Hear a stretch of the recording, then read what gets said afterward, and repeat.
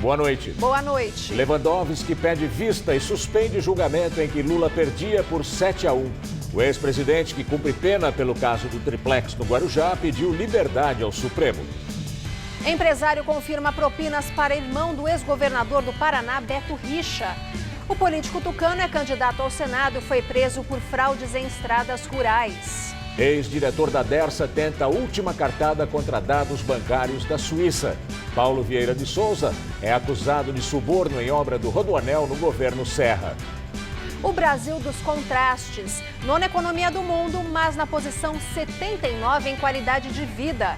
O Índice de Desenvolvimento Humano da ONU combina saúde, educação e renda.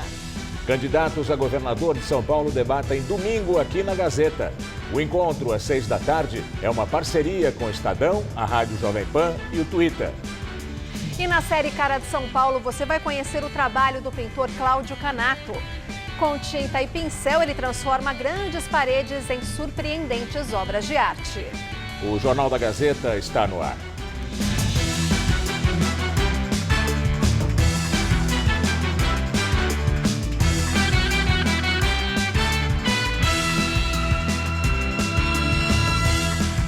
O ex-governador do Paraná, Beto Richa, do PSDB, ficou em silêncio durante depoimento. O tucano e a mulher Fernanda Richa e outros 13 investigados foram presos na terça-feira. O ex-governador é acusado pelo Ministério Público Estadual de liderar uma organização criminosa. Segundo os promotores, Beto Richa recebeu propina de um esquema de desvio de verbas do programa Patrulha do Campo entre 2012 e 2014, que foi criado com o objetivo de manter as estradas rurais. A investigação tem como base a delação de Tony Garcia, ex-deputado estadual. Ele contou aos investigadores que, numa ocasião, foi até o apartamento de Richa em Curitiba com R$220 mil em dinheiro vivo. O tucano é candidato ao Senado pelo Paraná. Em depoimento hoje, Beto Richa preferiu ficar em silêncio. A mulher dele, Fernanda, suspeita de lavar o dinheiro das propinas, negou as acusações. O casal está detido num batalhão da Polícia Militar na capital paranaense. Ontem, a ministra Laurita Vaz, do Superior Tribunal de Justiça, negou o pedido para soltar Richa e a mulher. Hoje, a defesa do ex-governador insistiu, desta vez num apelo ao ministro Gilmar Mendes, do Supremo, pela liberação dos dois. Os advogados alegam que a prisão do tucano foi decretada para burlar o veto do STF à condução coercitiva. A prisão de Beto Richa, do PSDB, é temporária e o prazo vence amanhã. E poderá ser prorrogada por mais 5 dias ou convertida em preventiva sem data para soltura. Hoje, o empresário Joel Malucelli, que era considerado foragido e estava na Itália no dia da operação, se entregou. Ele é suspeito de ter participado de fraudes à licitação e desvio de recursos públicos. Malucelli é dono da construtora J. Malucelli e de empresas de comunicação no Paraná. O empresário também é suplente do candidato à presidência pelo Podemos, Álvaro Dias, no Senado. Joel nega as acusações. O empresário Celso Frari, que foi preso na Operação Rádio Patrulha, confirmou pagamentos de propina a Pepe Richa, irmão do ex-governador do Paraná, Beto Richa. O montante pago teria sido de cerca de R$720 mil. Aos promotores, Frari não soube dizer quando os repasses foram feitos. O empresário afirmou que vai entregar quase R$1 milhão em reparação do dano. A defesa de Pepe Richa e do ex-governador negam as acusações. O conselheiro econômico de Jair Bolsonaro, Paulo Guedes, foi citado pela Justiça numa fraude em operações financeiras. A afirmação é de uma reportagem publicada hoje pela revista eletrônica Cruzoé. De acordo com a reportagem do portal Cruzoé com o título O Lucro do Guru, o economista Paulo Guedes teria faturado R$600 mil em 2 dias na Bolsa de Valores, em operações fraudadas, segundo uma sentença de 2 meses atrás, da Justiça Federal do Rio de Janeiro. Paulo Guedes é fundador do Banco Pactual e foi anunciado pelo candidato do PSL como ministro da Fazenda, se Jair Bolsonaro vencer a eleição presidencial. Segundo a revista eletrônica, que teve acesso aos autos e a sentença de julho, o esquema fraudulento teria provocado perdas de R$12 milhões para a FAPES, o Fundo de Pensão dos Funcionários do BNDES. Os beneficiários do esquema, incluindo Paulo Guedes, teriam lucrado R$5 milhões com as fraudes. O economista Paulo Guedes não se pronunciou. Já a Bolsa de Valores afirmou que acompanha todos os movimentos dos investidores e que não comenta casos específicos. Hoje, os candidatos à presidência mais bem colocados nas pesquisas fizeram campanha em várias regiões do país. Fernando Haddad, do PT, fez campanha no Rio de Janeiro. Ele esteve na favela da Rocinha. Haddad voltou a criticar a PEC dos gastos. Disse que a medida é incompatível com uma política de retomada de investimentos públicos. Afirmou ainda que, se eleito, vai intervir no mercado financeiro para tentar fazer com que os bancos reduzam as taxas de juros.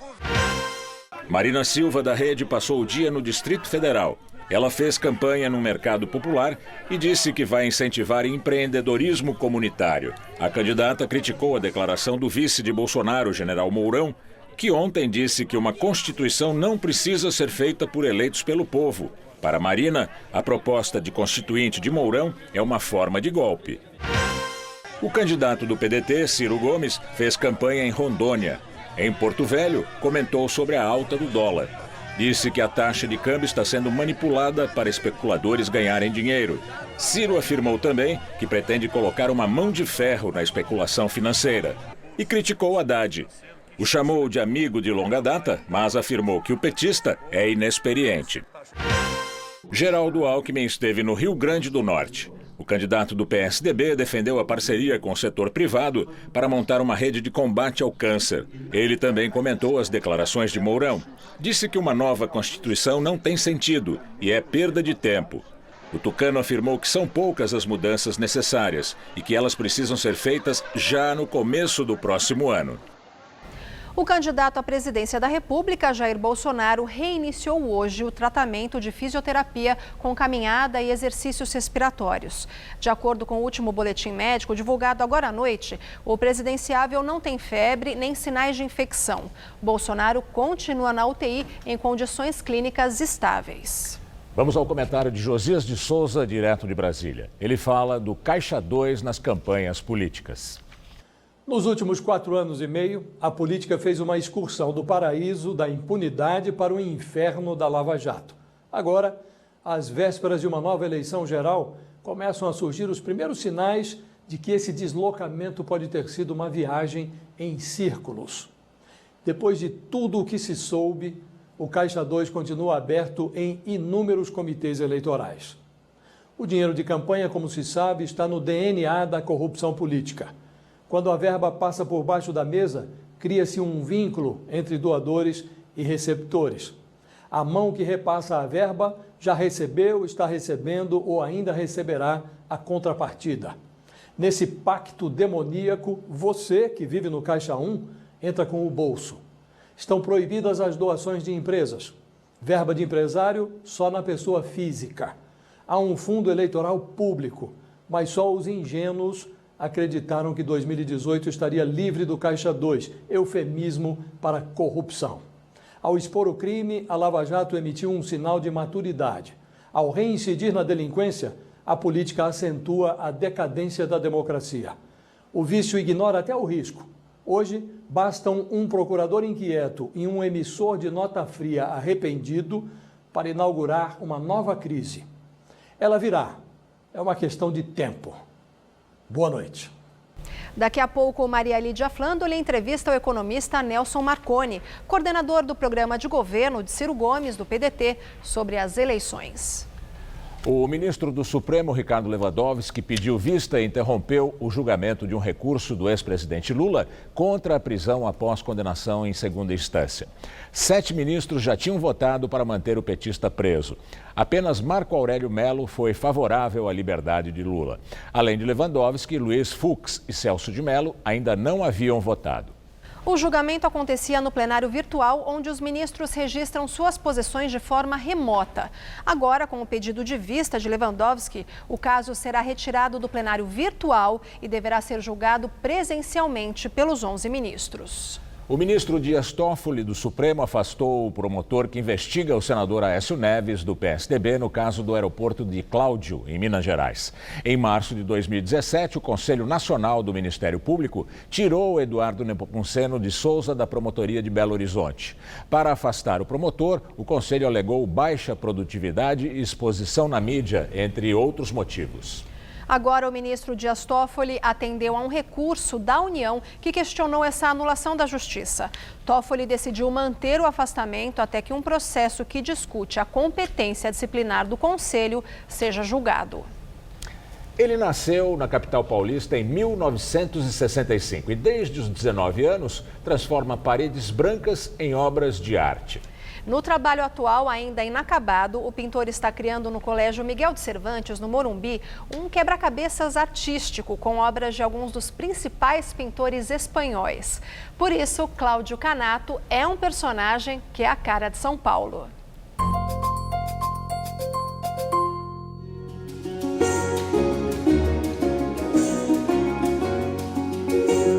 É um trabalho longo.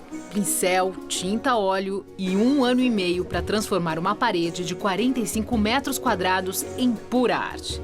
De pincelada em pincelada, dessa vez, a história do sonhador Dom Quixote de La Mancha. Ele vai ganhando forma aos poucos, são vários estudos, mas esses estudos são muito simples, não tem detalhamento. As figuras, eu não sei como elas são, entendeu? Eu vou saber o rosto daquela figura pintando, porque eu vou construindo essa figura à medida que eu vou fazendo. O mural, que fica dentro de uma escola no Morumbi, na zona sul de São Paulo, ainda nem está pronto, mas já é uma viagem. São tantas referências. Além da própria história escrita por Miguel de Cervantes, dá uma olhada. Tem também Salvador Dalí, Miró, o Gigante de Goya, as Meninas de Velázquez. Nesse mural, essa figura não é minha, né? Essa figura é de El Greco. Eu roubei figuras muito importantes de quadros muito famosos, porque eu estou fazendo uma homenagem a 13 pintores. É uma linha do tempo da pintura espanhola, na verdade. Cláudio Canato, aos 53 anos, está cada vez mais afiado na técnica, nos estudos, na sabedoria que embute em cada obra, como esta, terminada no ano passado, na paróquia da Assunção de Nossa Senhora, nos Jardins.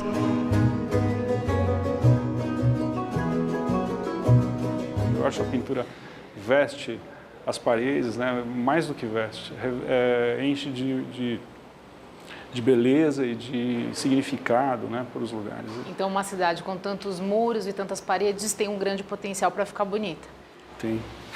Formado em publicidade, largou tudo pelas artes em grandes dimensões. O primeiro mural foi aos 19 anos. Eu respondi a um impulso. Me pediram um quadro, eu pedi a parede e pintei a parede, né? Mesmo com vários prêmios no Brasil e no exterior, Canato ouviu muito não e seguiu namorando paredes brancas, até que ouviu sim. Foi em 2010 que o Canato recebeu uma encomenda pela primeira vez para fazer um mural numa escola e fez a Divina Comédia de Dante Alighieri. E a partir dessa experiência, ele entendeu a sua arte com um sentido ainda mais profundo. Muita coisa do que entrou, não só nesse painel, nos outros, veio das crianças. Se eu tivesse, na minha época de criança, tivesse tido essa oportunidade de ver um pintor pintar, eu nunca teria dado a volta que eu precisei dar para virar pintor.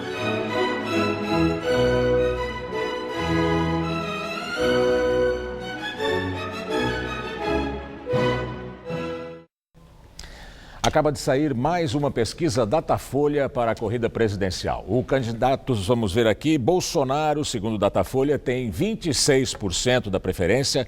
Haddad e Ciro estão empatados em 13%, segundo o Datafolha.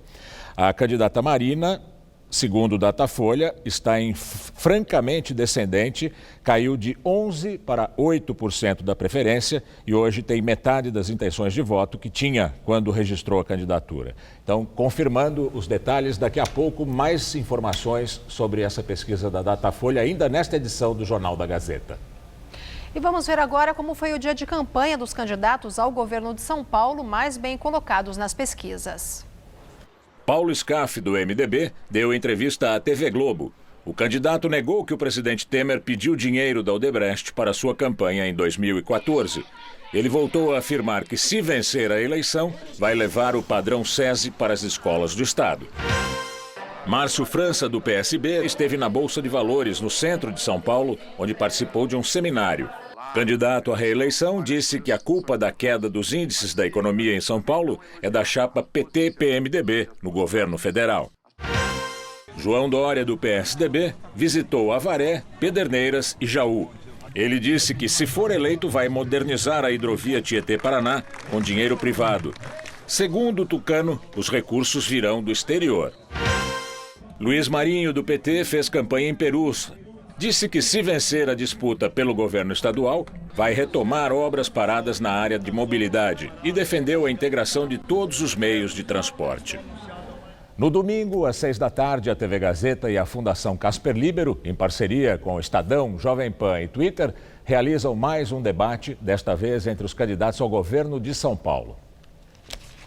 A última bancada já foi colocada. Desta vez serão 7 candidatos. O cenário está pronto. Os equipamentos também são checados um a um. Faltam poucos detalhes.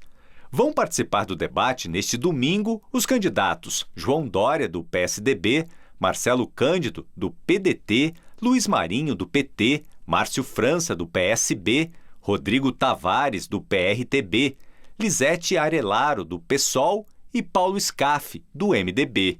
Os candidatos ao governo paulista se encontrarão aqui no Teatro Gazeta no próximo domingo, dia 16, a partir das 6 horas da tarde. E é nesse espaço democrático que eles vão ficar frente a frente e poderão apresentar e discutir propostas e até mesmo trocar as já esperadas farpas. Este é um momento importante na corrida eleitoral e aguardado pelos eleitores. O debate será mediado pela jornalista Maria Lídia Flandoli e terá 5 blocos. As regras vão ser as mesmas do debate feito no domingo passado com os candidatos à presidência da República. No primeiro e terceiro blocos, os candidatos responderão perguntas uns dos outros. No segundo, eles respondem perguntas de jornalistas da TV Gazeta, do Estadão e da Jovem Pan. No quarto bloco, cada candidato responde a uma pergunta que foi encaminhada pelo Twitter. A jornalista da Gazeta, Tássia Sena, fará ao vivo o sorteio dos candidatos que vão responder os questionamentos, que foram enviados antecipadamente por texto ou vídeo, pela hashtag GazetaEstadãoJP. O quinto e último bloco é dedicado às considerações finais dos candidatos. O teatro tem mais de 300 lugares. Na plateia estarão convidados, assessores dos candidatos e mais de 70 jornalistas de várias regiões do estado, que foram credenciados para a cobertura do evento, que marca a entrada da campanha na reta final, decisiva para a escolha dos eleitores paulistas. A ONU Mulheres e o IBOP, em parceria com o Instituto Patrícia Galvão, divulgaram hoje uma pesquisa que mostra que os brasileiros consideram muito importante a promoção de políticas que incentivem a igualdade entre homens e mulheres. Para incentivar a carreira na área científica, ainda dominada pelos homens, a Universidade de São Paulo criou o projeto Meninas com Ciência. Ellen é aluna do 7º ano de uma escola estadual do Grajaú, na zona sul de São Paulo. Mariana faz o 5º ano em uma escola particular em Santo André, no ABC. Elas têm realidades diferentes, mas se conheceram através de uma paixão em comum, as ciências. Gosto de galáxia, gosto de ver as estrelas, é muito lindo. Gosto do universo, porque eu acho lindo ver as estrelas, eu adoro. A ciência é mesmo um universo encantador, mas assim como muitas áreas do conhecimento, ainda não propiciam um ambiente de igualdade de gênero. Levantamentos indicam que no Brasil apenas 30% dos cientistas e pesquisadores são mulheres.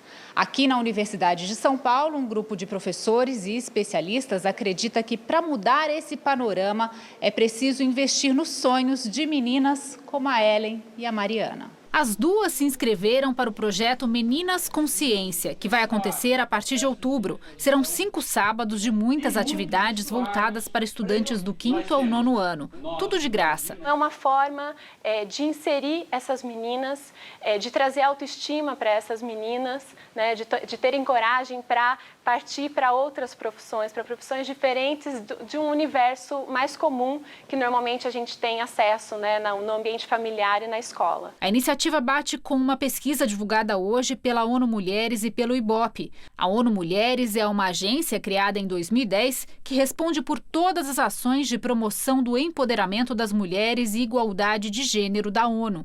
Segundo o levantamento, que ouviu 844 pessoas em cidades da região Sudeste, 78% dos entrevistados consideram de extrema importância a promoção de políticas que incentivem que homens e mulheres tenham as mesmas oportunidades no desenvolvimento da educação e da cultura.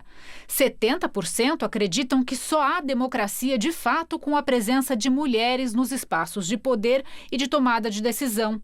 E 74% acham que as casas legislativas deveriam ser ocupadas pelo mesmo número de homens e mulheres.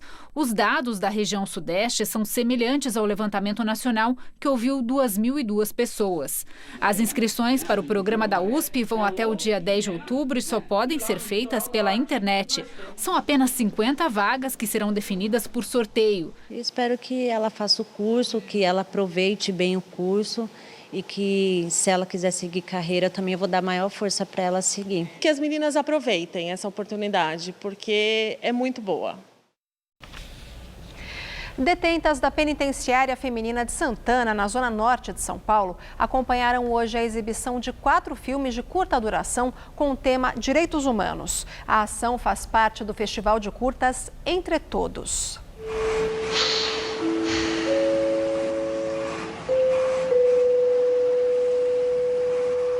O escurinho do cinema não precisa ser só entretenimento. Pode também ser um prazeroso convite à reflexão sobre a vida que levamos. E o Festival Entre Todos é a prova que isso dá certo. Não tínhamos pensado em chegar assim tão na ponta da questão dos direitos humanos quanto um presídio ou em vários presídios, como foi esse ano. Essa é uma iniciativa do município de São Paulo. Dos cerca de 500 filmes, entre produções brasileiras e de outros 30 países, 24 foram selecionados. O tema principal, direitos humanos. Aquelas normas que devem valer para todos, não importa quem você seja, mesmo que tenha sido condenado por um crime bárbaro. Esse festival existe há 11 anos, mas é a primeira vez em que ele é exibido numa penitenciária feminina. Agora, esse júri é especial porque ele ajuda a definir o voto popular de quem vai receber o prêmio de melhor curta do ano. E olha, prêmio em dinheiro, viu? Elas recebem uma cédula como essa ao final de cada bloco de filmes que duram de 1 a 25 minutos e escolhem qual mais gostaram. Sei lidar muito bem com as pessoas. O senhor quer alguém mais jovem? Não, faz sentido. A Penitenciária Feminina de Santana, na zona norte da capital, tem capacidade para 2.696 presas. Opera abaixo da capacidade. Cerca de 50 participaram da atividade, que não é obrigatória. Por falta de autorização judicial, as presas não puderam ser identificadas nem dar entrevistas. Este ano, 8 cadeias de São Paulo receberam o Festival de Cinema. O que acontece dentro de uma penitenciária, bem ou mal, é inevitável. Um dia vai refletir aqui fora, de forma individual ou na sociedade como um todo. E só quem passou por essa experiência, como é o caso da Vanessa, pode dizer como é. Uma egressa do sistema ou um egresso do sistema tem muito preconceito da parte da sociedade, né? Eu realmente consegui que as portas para mim fossem abertas através de uma ONG. Vanessa ainda cumpre pena de 6 anos e 3 meses por tráfico de drogas, agora em regime aberto. Está há 6 meses na rua. Na prisão, completou o ensino médio e participava de rodas de leitura, o que chama de oportunidade para abrir a mente. Tudo que é relativo à informação é útil, né? Eu conheci muito de direito penal dentro, né? Estudando a minha própria situação. É fundamental, né? Educação, conhecimento, informação é fundamental para a ressocialização. Depois da posse solene no Supremo Tribunal Federal, o novo presidente Dias Toffoli participou de uma animada festa em Brasília, organizada por 3 associações jurídicas: a Associação dos Magistrados Brasileiros, a Associação dos Magistrados da Justiça Trabalhista e a Associação dos Juízes Federais. O evento em Brasília, ontem à noite, contou com a participação de vários integrantes da Suprema Corte, como os ministros Luiz Fux e Luiz Roberto Barroso, além de Alexandre de Moraes, que presenteou Dias Toffoli com uma camisa do Palmeiras. No meio da noite, num clima descontraído, Toffoli cantou a música Tempo Perdido, hit nos anos 90 da banda brasiliense Legião Urbana.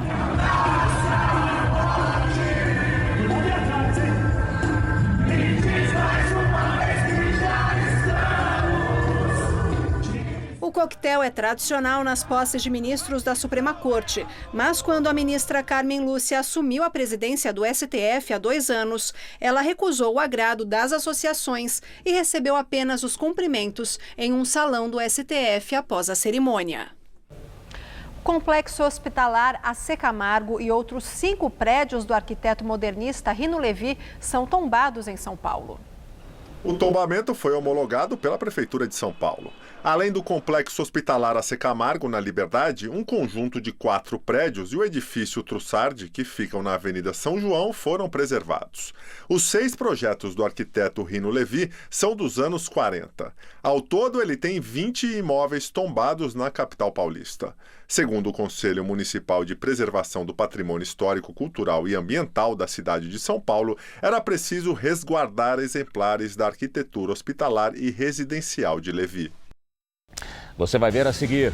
O Brasil fica estagnado no ranking do Índice de Desenvolvimento Humano da ONU. Até já.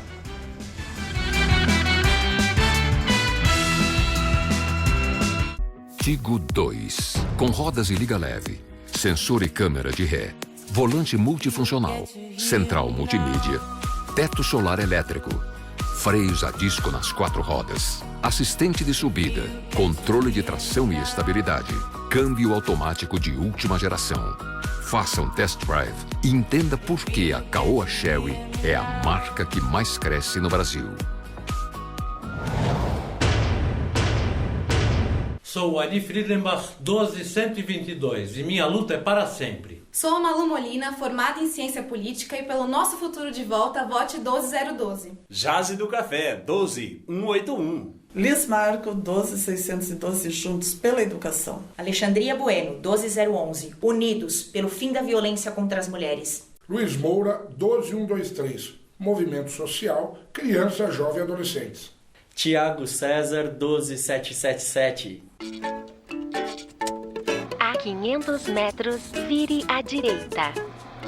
À direita não, vire à esquerda. Nem à direita, nem à esquerda. Siga pelo centro. Direita, esquerda, centro. A vida é feita de caminhos e escolhas. As eleições também. Eleitores que se informam sobre seus candidatos sabem onde querem chegar. Faça do seu voto consciente o caminho para um Brasil melhor. Justiça Eleitoral. Estamos sofrendo com o projeto desastroso do governo Temer. Aumentaram a gasolina, o diesel, o gás de cozinha e até o Bolsa Família já está sendo cortado. Nosso projeto é o oposto disso. Para sair da crise, tem que distribuir renda, garantir salário, fazer o dinheiro circular na mão do povo. Eu tenho certeza de que nós podemos retomar o caminho do crescimento, do emprego e da esperança. Juntos, vamos trazer aquele Brasil de volta. É o Brasil feliz de novo.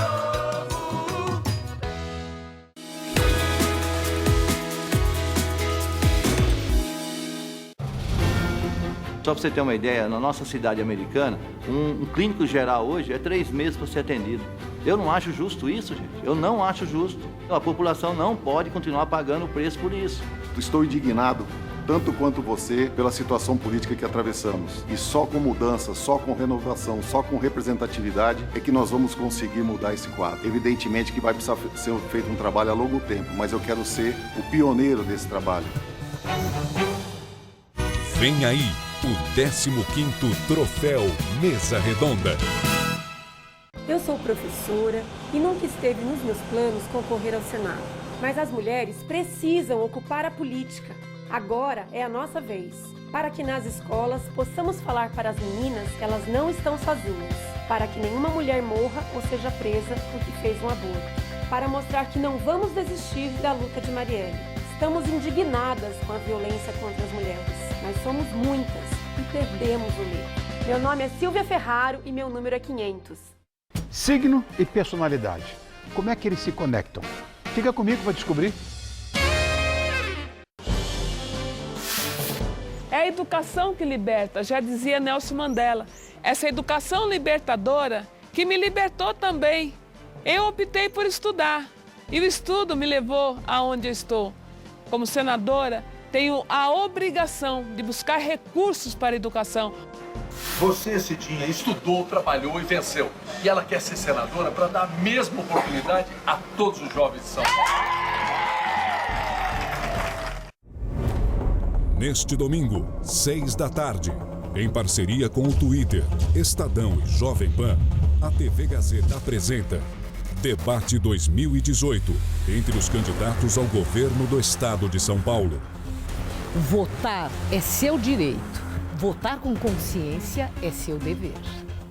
Debate 2018, neste domingo, 6 da tarde.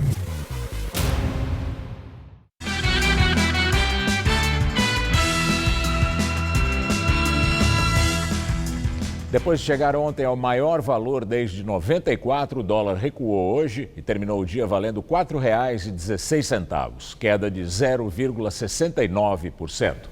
A Bovespa subiu 0,99%, mas acumulou perda de 1,29% na semana.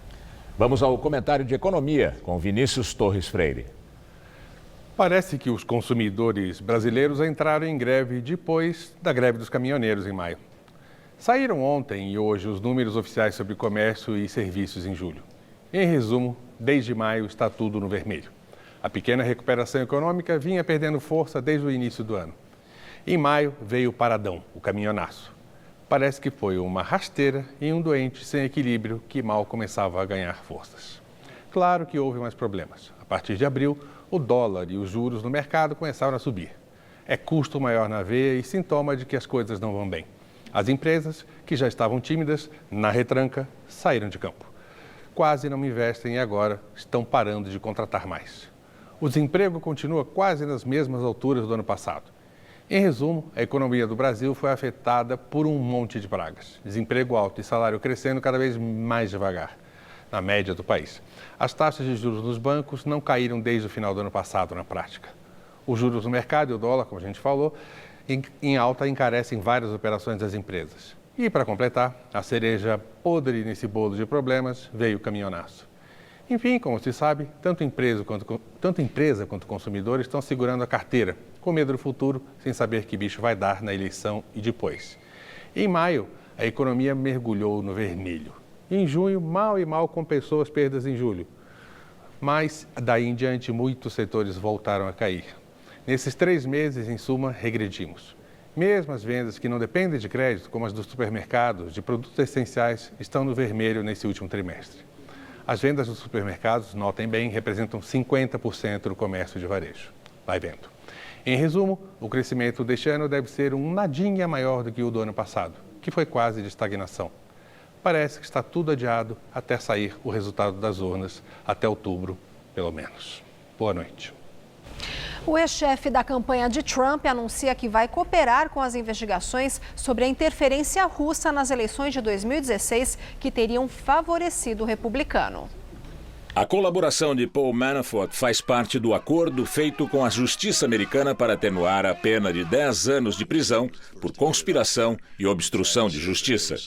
Ele é acusado de receber e não declarar pagamentos milionários por seus trabalhos de consultoria a um político da Ucrânia.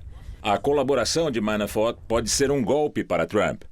No mês passado, o presidente elogiou o ex-assessor por não firmar um acordo com procuradores, ao contrário do que fez o seu ex-advogado pessoal, Michael Cohen.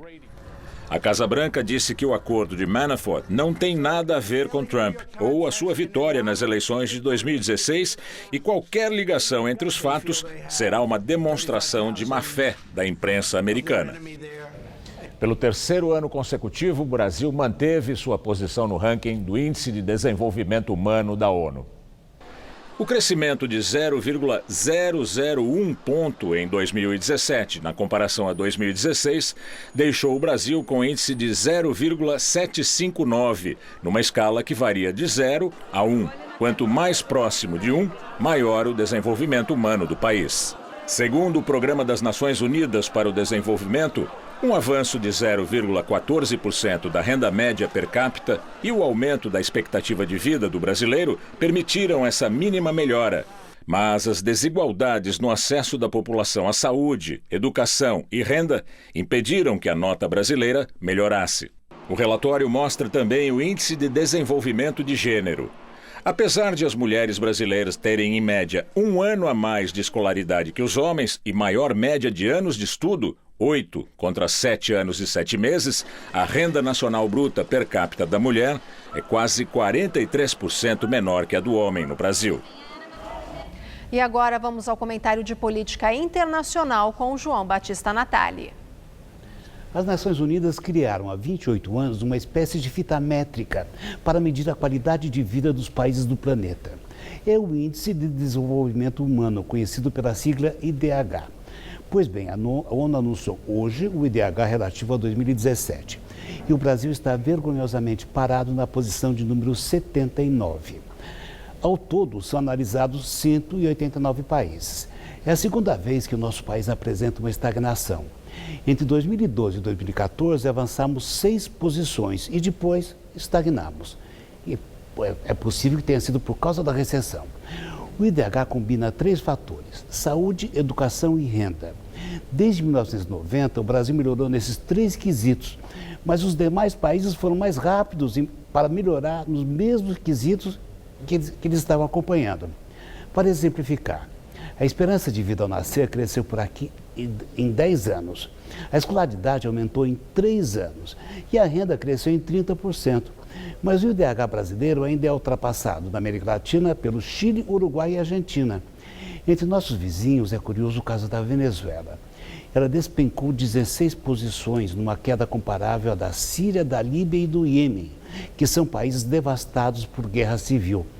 Os melhores países em desenvolvimento humano são, pela ordem, a Noruega, a Suíça, a Austrália, a Irlanda e a Alemanha. E os piores, todos da África, são Burundi, Chad, Sudão do Sul, República Centro-Africana e Nigéria. O Índice de Desenvolvimento Humano, eu repito, é um barômetro objetivo pelo qual os países descobrem o quanto precisam melhorar. E por ocuparmos apenas a posição de número 79, é bobagem insistir que somos a 8ª ou 9ª economia do mundo, que fabricamos aviões, que produzimos soja e temos o pré-sal. O Brasil continua a ser um país subdesenvolvido. É assim que o mundo gira. Boa noite. E veja a seguir, Maria Lídia Flandoli entrevista o economista Nelson Marconi, coordenador do programa de governo de Ciro Gomes, do PDT, sobre as eleições. Até já.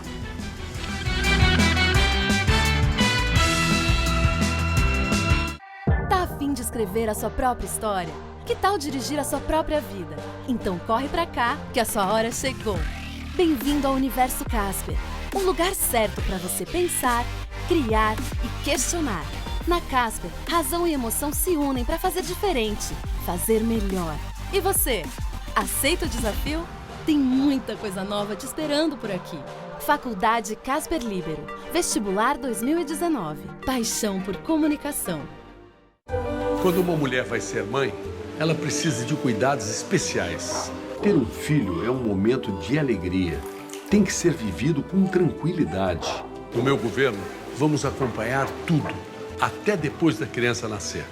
Vamos incentivar também as mulheres acima de 40 a se cuidarem, fazerem os exames no tempo certo. Governo de verdade olha para quem é mãe agora, quem foi mãe no passado e quem vai ser mãe no futuro.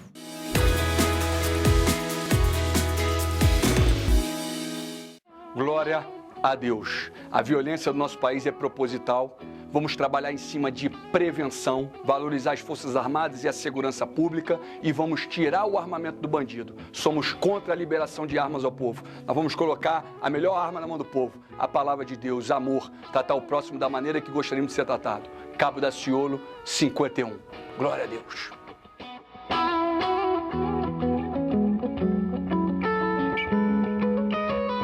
Signo e personalidade. Como é que eles se conectam? Fica comigo para descobrir. Boa parte das pessoas que não quer votar é mulher. Mas nós, mulheres, somos chefes de 40% das famílias do país. E a família é a base da sociedade. Essa é a nossa hora de votar certo, renovar a Câmara Federal. Eu sou a Marlene e quero representar você em Brasília. Vote Marlene! Vem aí o 15º Troféu Mesa Redonda. Sou Baleia Rossi. Eu acredito na força do trabalho, nas pessoas. Tenho fé e esperança num Brasil melhor. Como deputado parceiro das entidades sociais, trabalho pelas APAES, AMAs, Casas de Repouso e muitas entidades filantrópicas. Apoio esses verdadeiros anjos, funcionários e voluntários que superam todas as dificuldades. Sou Baleia Rossi, Federal 1515. Conto com você e você pode contar comigo. Nesta segunda, você aprende a fazer uma lasanha de bolacha aqui no Mulheres. Vote nos candidatos a deputado que vão ajudar a acelerar São Paulo. Os municípios não podem continuar quebrados. Preciso participar mais da arrecadação do país. Sou Mauro Bragato, estadual 45125. Incentivarei os empreendedores. Como dentista, lutarei pela saúde. Usarei o esporte e cultura como ferramenta de inclusão social. Tiago Lobo, 45845. Criei a lei que previne a gravidez indesejada e levarei esse direito para todo o estado. Patrícia Bezerra, 45321, com Dória e Alckmin. Neste domingo, tem Sansão no Brasileirão. E o Mesa analisa os lances e polêmicas que marcaram o clássico. E a disputa continua. Confira de perto a luta dos times pela ponta da tabela. Mesa Redonda, neste domingo, 9 da noite. Oferecimento Lux Color. Tudo que é muito bom é tão bom quanto pintar com Lux Color. Rede Pit Stop, a sua rede de peças e serviços no Brasil.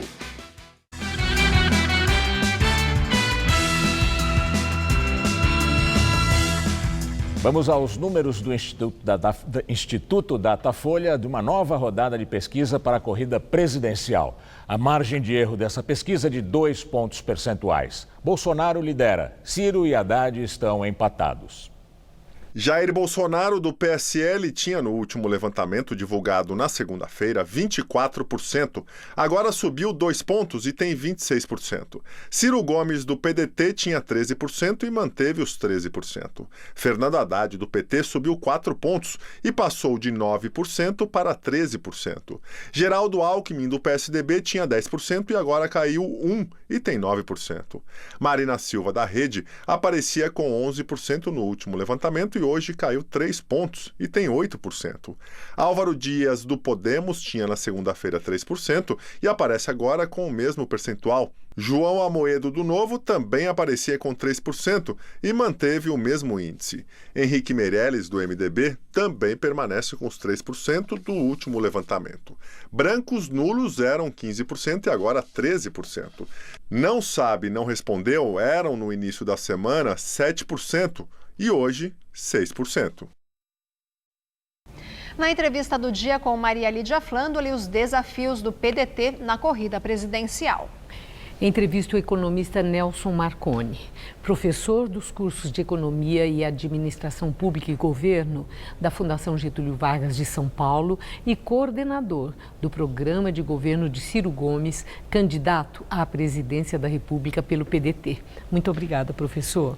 Bom, nós acabamos de ver aí mais uma pesquisa e desde que foi oficializada a candidatura de Fernando Haddad, aí ficou uma impressão e uma análise mais ou menos geral que Fernando Haddad pode esvaziar os planos de Ciro Gomes, ou seja, seria a pedra no caminho de Ciro. E Ciro estava numa posição muito boa, com um viés ascendente, e nós vimos agora nessa pesquisa que ele se manteve. Quem cresceu muito rapidamente foi Fernando Haddad. Então eu quero saber qual, no seu entender, deverá ser o caminho para Ciro crescer. Ele precisa investir na conquista do eleitorado de centro-esquerda e dos votos dos petistas desiludidos ou indecisos? Bom, boa noite, né? A todos, a você, a todos. Eu acho que a primeira coisa, ele tem que continuar investindo no nosso programa, né? A gente tem uma linha que está desde o começo deixando muito claro daqui que a gente quer fazer para o país retomar o crescimento, e a gente acha que ele deve continuar, primeiro mostrando suas propostas, que foi isso que fez ele chegar até onde ele está agora, né?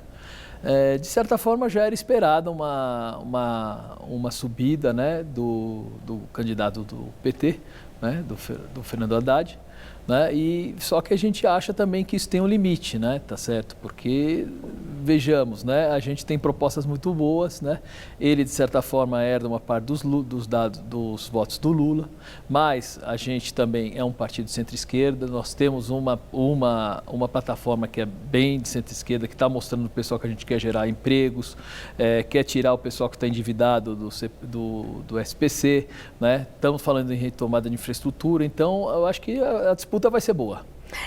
Agora, professor, o senhor tem toda a razão quando fala dessa questão do programa, que aí a importância de tornar o programa cada vez mais conhecido, que o Ciro chegou onde chegou até agora, em função das ideias e das propostas. Mas não é só. Nós sabemos claramente o quanto o eleitor é judicioso, como ele julga o candidato na sua maneira de ser, no que pensa sobre costumes, valores, na sociedade e uma série de outros vetores que compõem o universo onde as pessoas vivem. Então, nesse sentido, eu pergunto para o senhor, Ciro Gomes é identificado como muita gente, como sendo do mesmo campo ideológico, o senhor acabou de falar em centro-esquerda, mas do mesmo campo ideológico de Fernando Haddad.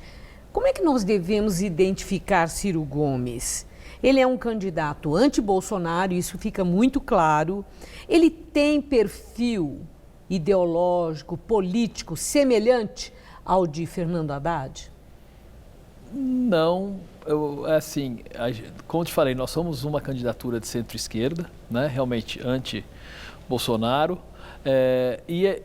No caso da comparação com a candidatura do Fernando Haddad, eu entendo que eles são uma candidatura um pouco mais à esquerda que é nossa em alguns quesitos, em outros a gente inclusive avança em relação ao que eles de certa forma fizeram, porque no fundo o Partido dos Trabalhadores ficou 13 anos, talvez eu esteja errando a conta aqui, 13 anos no poder, né?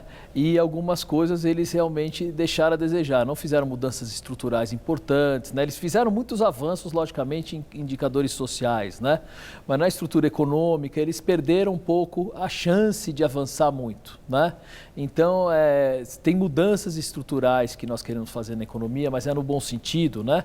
De fortalecer mais o setor produtivo, tal, que eu acho que ficou meio para trás no governo dos partidos dos trabalhadores. Eles foram muito bem nos indicadores sociais. Qual é a diferença entre, básica, em poucas palavras, Ciro Gomes e Fernando Haddad, para aqueles de centro-esquerda, de esquerda, que estão mais ou menos nesse mesmo universo onde Ciro Gomes investe para seduzir o eleitor? Olha, nós vamos primeiro criar empregos de qualidade, né? Porque nós temos uma preocupação muito forte em retomar o crescimento da indústria, do setor produtivo do país, certo? No quesito da educação, né, nós vamos trazer para o resto do país tudo que a gente já conseguiu fazer no Ceará, que foi um grande avanço em termos de educação, tanto no ensino fundamental como no ensino médio. Isso é um grande programa, digamos, que já foi feito lá e que a gente quer trazer para cá também, né? E a gente tem uma responsabilidade com as contas públicas muito maior do que foi mostrada no governo da Dilma, principalmente no mandato dela. Então, esse é um ponto que realmente diferencia muito a gente. Ao mesmo tempo, a gente é muito progressista. Então, o pessoal olha e acha assim, mas como pode ser ao mesmo tempo responsável, fiscalmente progressista? Sim, pode. É isso que a gente quer mostrar. Bom, agora, assim, o que das promessas todas parece a promessa muito sedutora e que todo mundo comenta é a promessa de Ciro Gomes de tirar cerca de 63 milhões de brasileiros endividados do Serviço de Proteção ao Crédito. Os coordenadores de programa dos adversários já falaram que isso é inexequível, que não tem cabimento, que é irresponsável, que isso aí é tão leviano como falar que vai acabar com a violência com o armamento da população. São críticas que o senhor já viu, já leu, já possivelmente tenho até dito pessoalmente. Agora, eu quero saber se vai dar para Ciro Gomes cumprir essa promessa, se ele for eleito, claro. Quem nos vê certamente quer saber como é que Ciro Gomes vai conseguir tirar tanta gente do vermelho. Então, a gente tem um nível de endividamento muito grande da população hoje no Brasil, né? A gente tem 63 milhões de pessoas que estão no SPC e a gente entende que essas pessoas, quando elas vão renegociar as dívidas delas, né, elas conseguem um desconto muito grande na dívida, certo?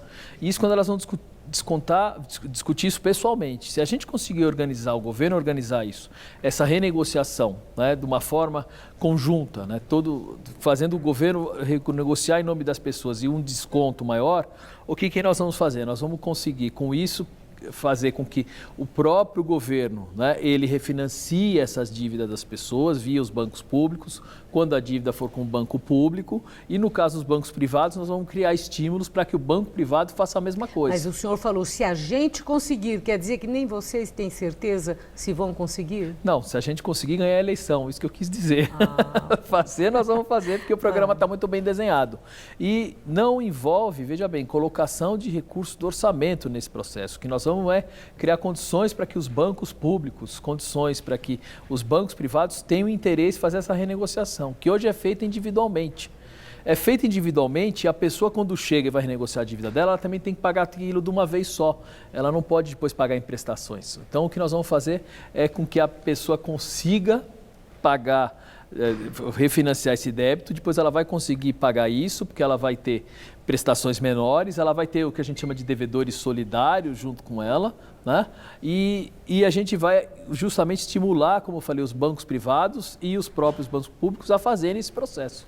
Professor, eu agradeço muito a sua entrevista e agora nós vamos ter mais números de pesquisa no Jornal da Gazeta. Eu que muito agradeço obrigado, uma boa noite. Boa noite para você também. Obrigado. Gamberini. É isso mesmo, nós vimos agora há pouco os números do primeiro turno. Vamos ver agora os dados do Datafolha para o segundo turno. No primeiro cenário, na disputa entre Jair Bolsonaro e Ciro Gomes, Ciro aparece com 45% das intenções de voto e Bolsonaro com 38%. No cenário entre Bolsonaro e Haddad, há empate técnico. Bolsonaro aparece com 41% e Haddad com 40%. No embate entre Bolsonaro e Alckmin, o tucano tem 41% e o candidato do PSL, 37%. O Jornal da Gazeta fica por aqui. A edição de hoje pode ser vista no site do Jornal da Gazeta. Boa noite e um ótimo fim de semana. Não perca no domingo o debate entre os candidatos ao governo de São Paulo, aqui na TV Gazeta, às 6 da tarde. Boa noite e até lá.